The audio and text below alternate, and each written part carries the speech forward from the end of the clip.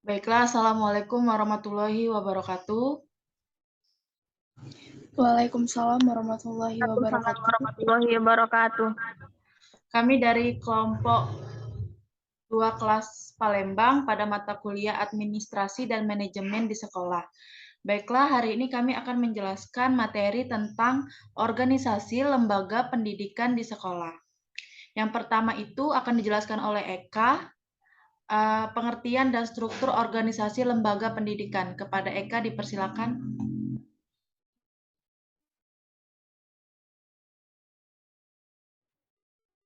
Baiklah, di sini saya akan menjelaskan tentang lembaga dan struktur organisasi di sekolah.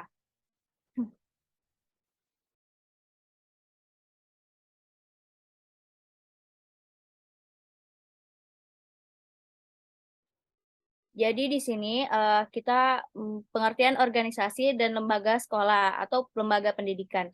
Jadi di sini organisasi lembaga pendidikan merupakan suatu organisasi yang terkoordinasi secara rasional dengan melibatkan sejumlah orang dalam membentuk suatu institusi pendidikan.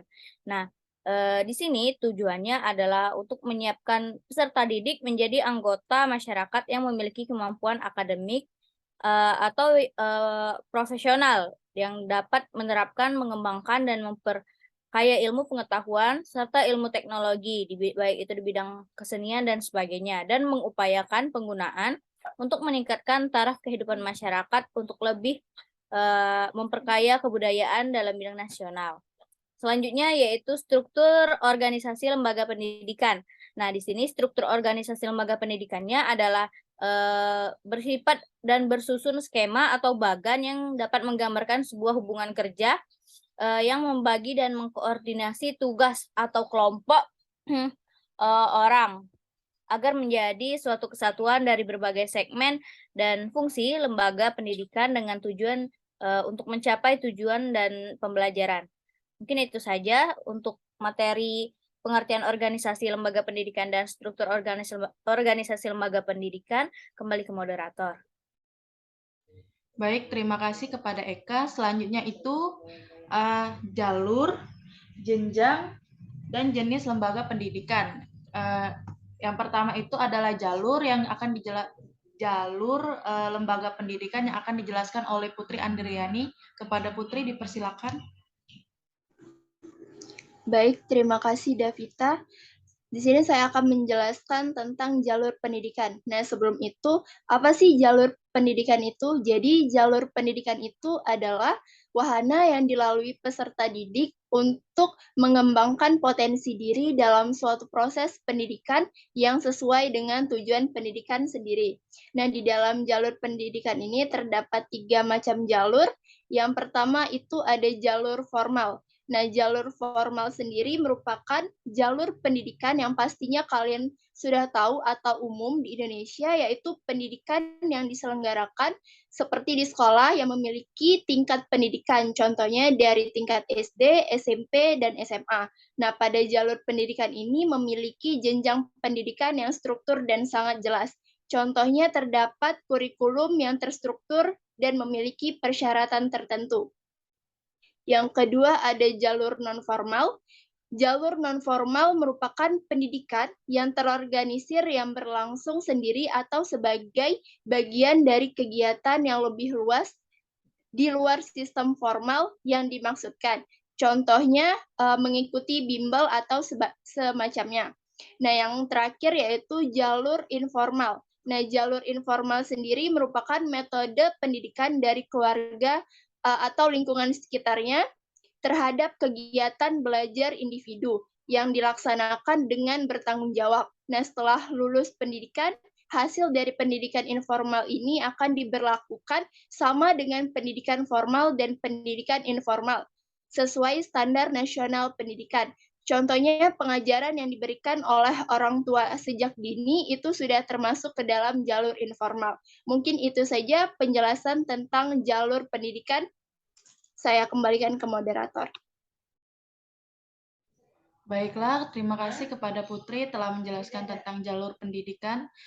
Selanjutnya itu ada jenjang dan jenis yang akan dijelaskan oleh saya, Davita Egya.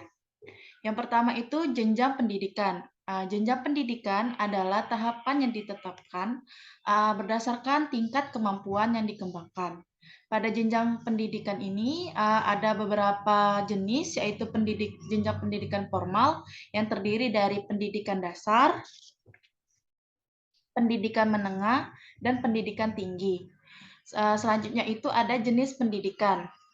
Jenis pendidikan ini merupakan kelompok yang didasarkan pada kekhususan tujuan pendidikan suatu satuan pendidikan yang terdiri atas pendidikan umum, pendidikan kejuruan, pendidikan akademik, pendidikan profesi, pendidikan vokasi, dan pendidikan keagamaan atau pendidikan khusus. Baiklah, begitu saja tentang jenjang dan jalur lembaga pendidikan. Selanjutnya adalah kriteria keberhasilan lembaga pendidikan yang akan dijelaskan oleh Sonia. Kepada Sonia dipersilakan.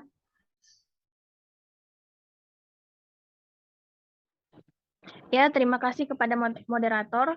Jadi kriteria keberhasilan lembaga pendidikan yang pertama adalah perbaikan infrastruktur dan teknologi pendidikan. Yang kedua adalah hadirnya kebijakan, prosedur, dan pendanaan yang efektif dan efisien.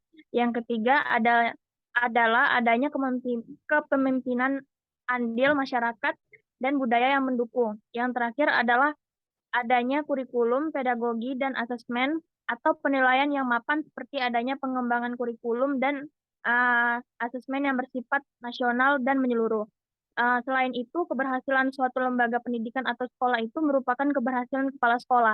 Kepala sekolah yang berhasil apabila mereka memahami keberadaan sekolah sebagai organisasi yang kompleks dan unik, serta mampu melaksanakan peranan kepala sekolah sebagai seseorang yang diberi tanggung jawab untuk memimpin sekolah, sehingga keberhasilan kepemimpinan pada hakikatnya berkaitan dengan tingkat kepedulian seorang pemimpin terlibat terhadap kedua orientasi, yaitu apa yang telah dicapai oleh organisasi dan pembinaan terhadap organisasi.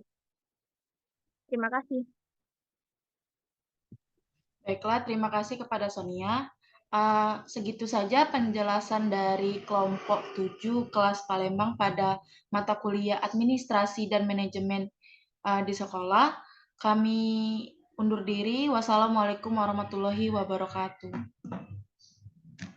Waalaikumsalam warahmatullahi wabarakatuh. Warahmatullahi wabarakatuh.